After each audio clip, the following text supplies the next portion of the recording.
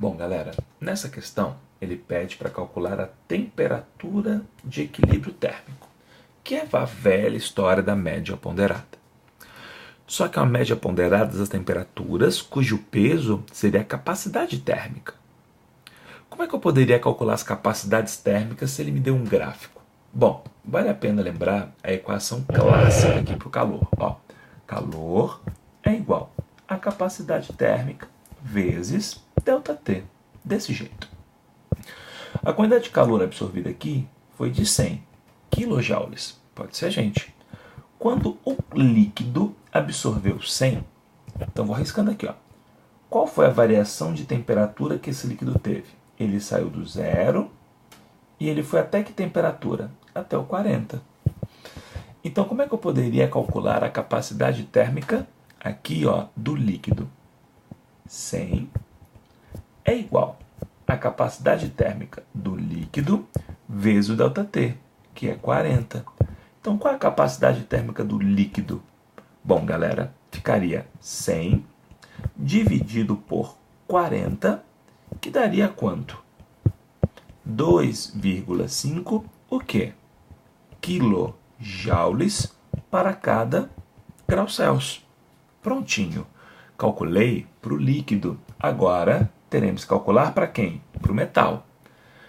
Para a mesma quantidade de calor, 100, qual foi a variação de temperatura que você observou para o metal? Bom, ele saiu de zero e chegou até quanto? Até 100. Então, para a mesma quantidade de energia, 100, a variação de temperatura do metal foi de quanto? Foi de 100. Então, qual é a capacidade térmica do metal? Bom, 100 dividido por 100, 1 kJ para cada grau Celsius. Agora que eu tenho isso, fica tranquilo montar. Por quê?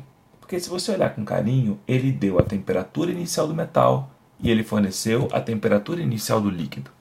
Como é que eu faço para fazer essa conta? Média ponderada.